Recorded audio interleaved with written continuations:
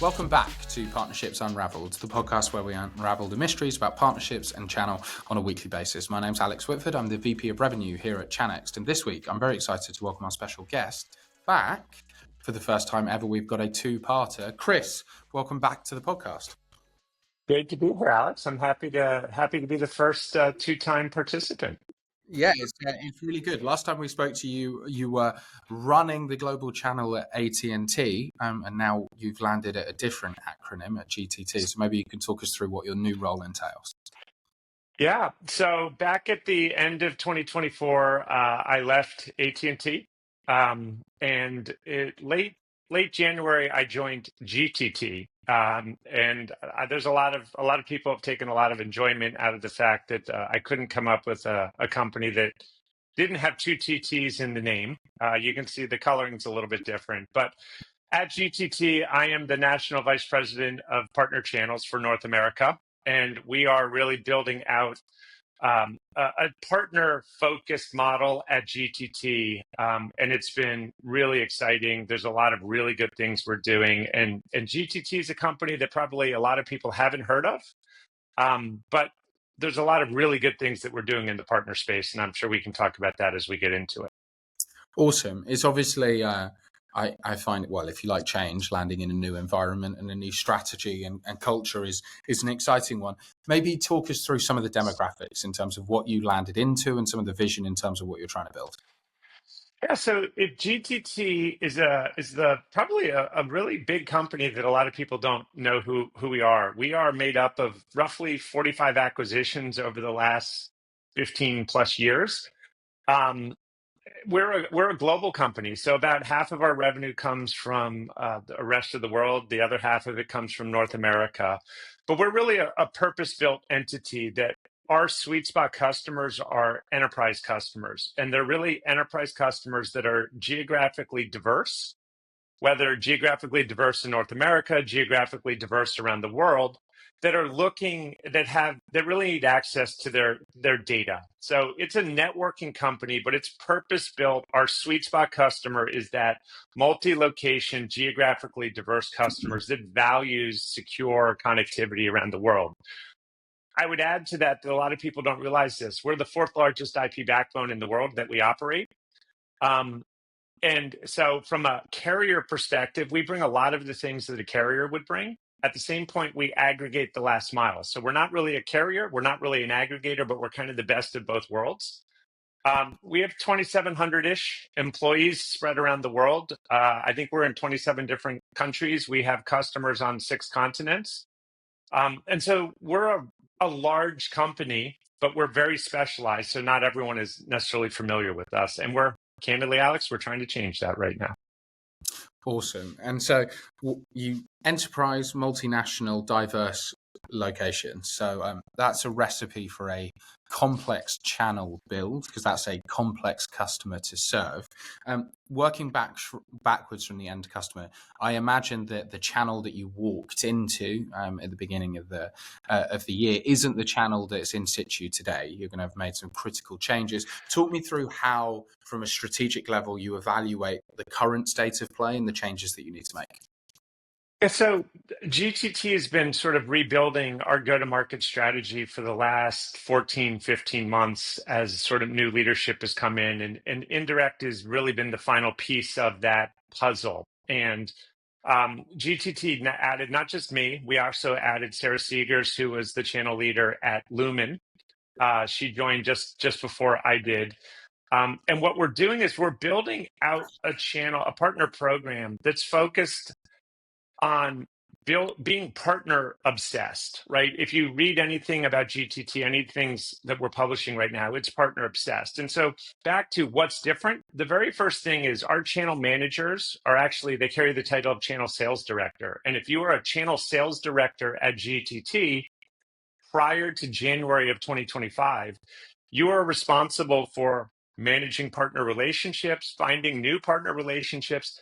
And oh, by the way, you had to manage the customers of what the partner sold to GTT. So when you really dig into it, they were probably spending 85% of their time managing customer relationships. on behalf of GTT, and about 15% of their time, they were actually managing partner relationships and looking for new opportunities. So in theory, GTT was in the channel.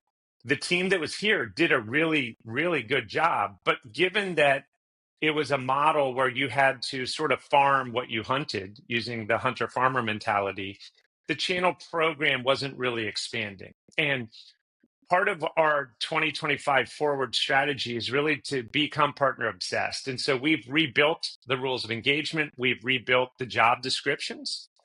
A channel sales director at GTT right now is solely responsible for partner relationships, managing the partner relationships that we have, activating new partners that haven't been sold for us.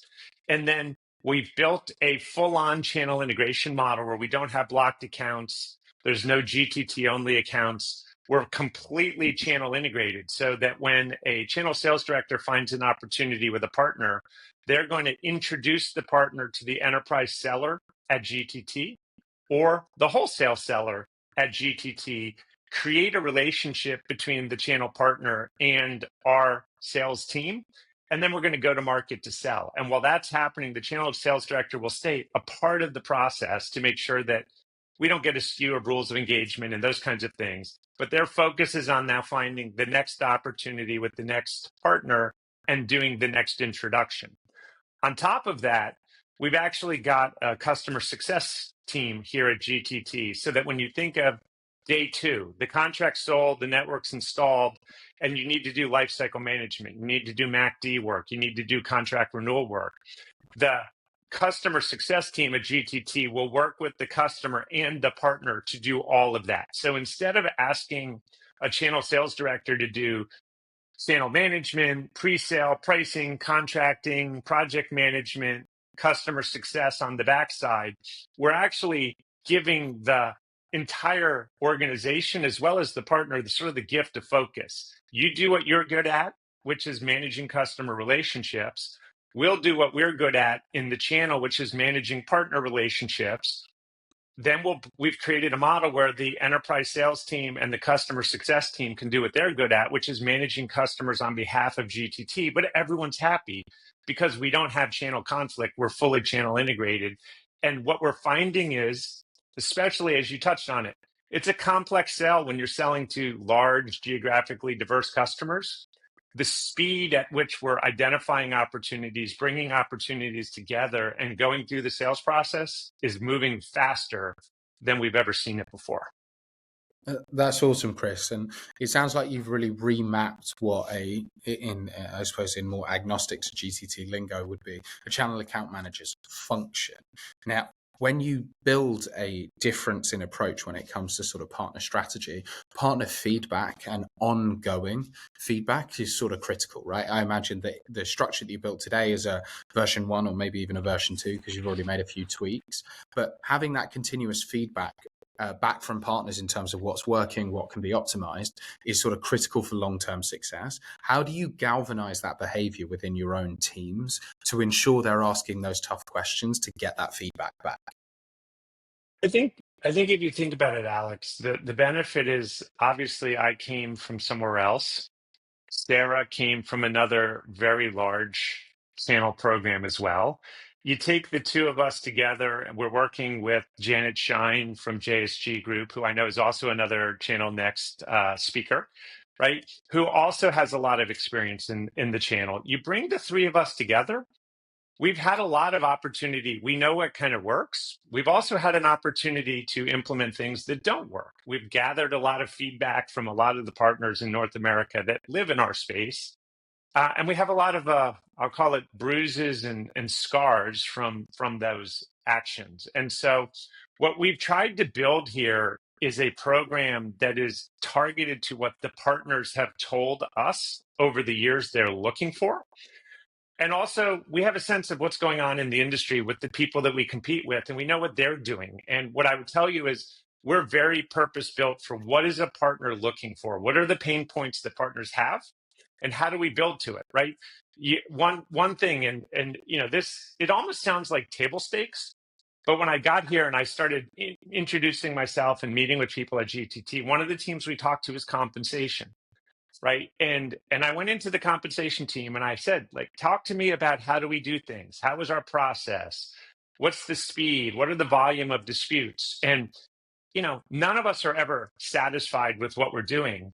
But when we started having the conversation, the average dispute at GTT lasted 3 days before we resolved it. And our disputes, you could count, probably on one hand or two hands, the number of disputes we were dealing with on a monthly basis. And when you really think about where a partner wants to invest, a partner wants to invest in someone who takes their business seriously. And you don't want partners spending all their time with you as a supplier, chasing you down, trying to make sure that you're paying them correctly. That should be table stakes, right? And if you can't manage paying a partner right, what's going to make a partner think that you could be trusted with their most valuable asset, which is their customer, especially when it's a complex customer situation? So it's funny, some of the things that when you start working at a new company, you want to check on. And most people probably, I know when I go to sort of industry events, compensation accuracy, and how well you do that, people don't pay attention to. But when you talk to partners, none of us do it really well. And it's almost disrespectful, right? To the comment where we were talking a few minutes ago, what are partners worrying about? As you're a new supplier trying to gain air in a space, you have to make sure you have the table stakes things, because we all want to say how unique we are, how cool we are, what our solutions are doing, but you have to be trustworthy, right? And that's what we're trying to do, is go out into the marketplace and earn the trust of the indirect community, the partner community. Compensation is a piece of it. Understanding their feedback of what are they experiencing from others that are competing in the industry for mind share. And then also, what makes us unique and different as a supplier? Because if you really think about it, there's so many suppliers that say, especially in today's day and age, where indirect is really a buzzword and everyone's trying to build an indirect strategy, everyone will say, we're focused on indirect. The key that I always challenge partners to do, that dig underneath it, to say, are they really focused on indirect? Are they living their words? Paying compensation timely, accurately, that's living the words. Building a rules of engagement, a program that's designed to make a channel partner want to do business with you, instead of sort of having this mentality of, you will do business with me. How do you earn the opportunity to do one opportunity, two opportunities, three opportunities? And that's what we've been doing, Alex, and talking to the partner community to say, this is what we're building at GTT. This is what we think the pain points in the industry are when you're selling to enterprise customers like this.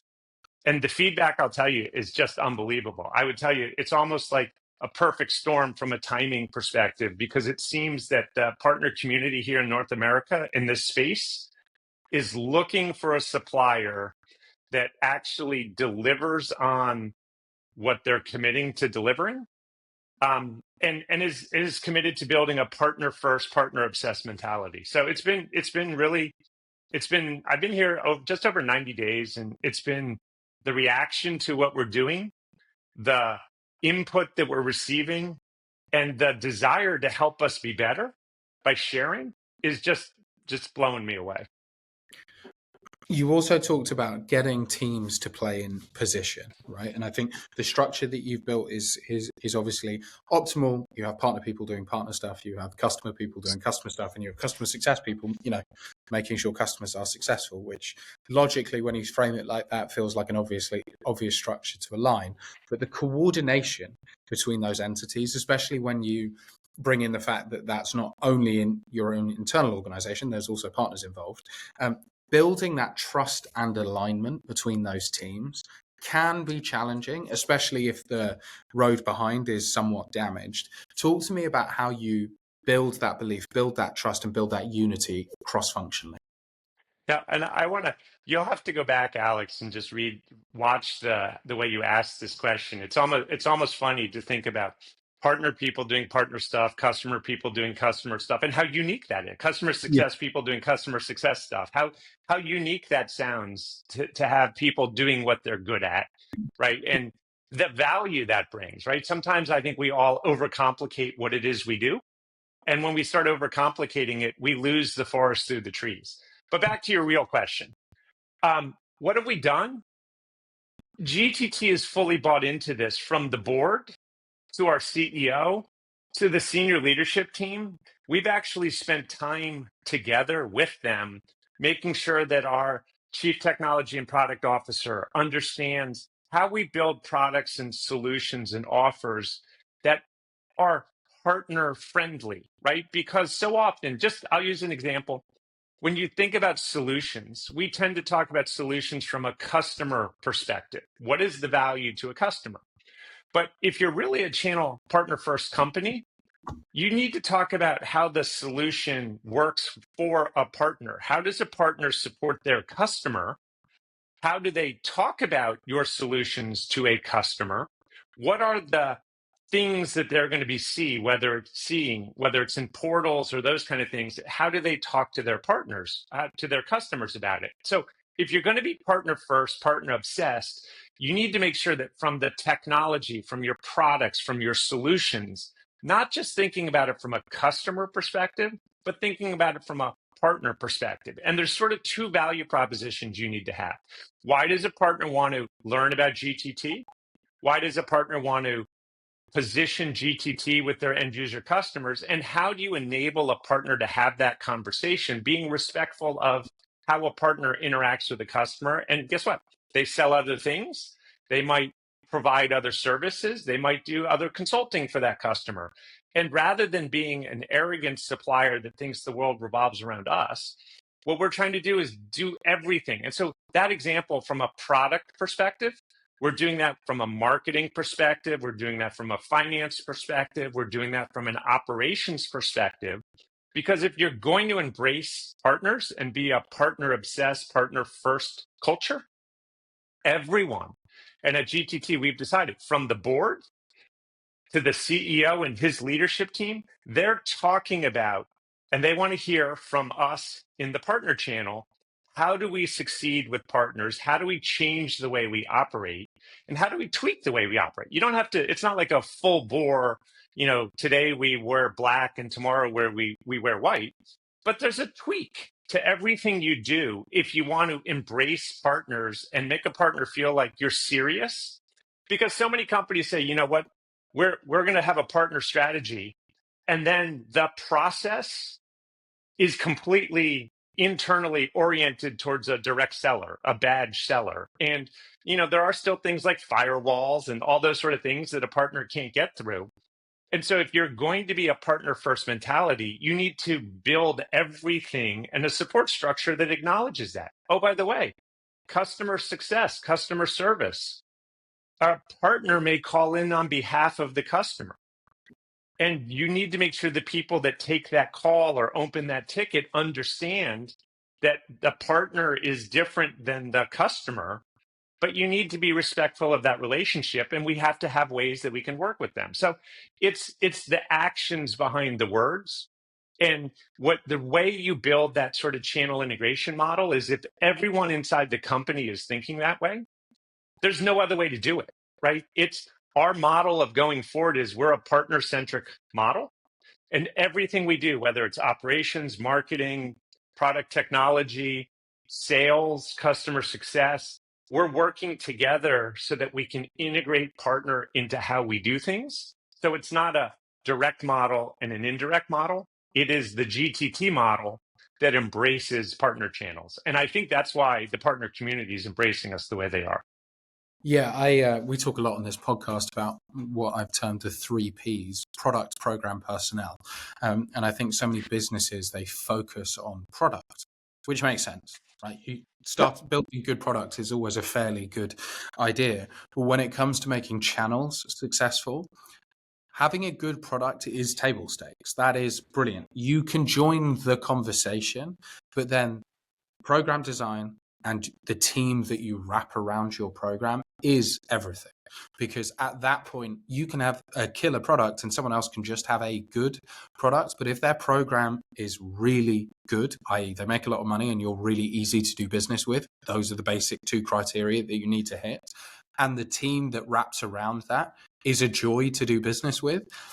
I sort of like your phrasing around, sometimes we overcomplicate it. but does a partner make lots of money? Are you easy to do business with? And is it a joy to be around you? Hey, get those three things very right, and the rest of it, I feel, solves itself pretty quickly. Oh, and I think, Alex, I'm sure we would have talked about this last time we spoke, because I always talk about it.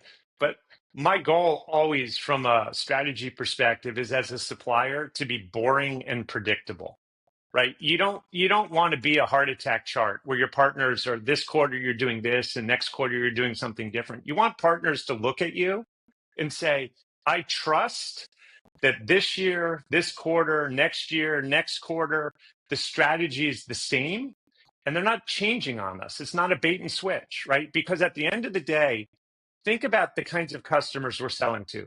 Large, distributed, global customers.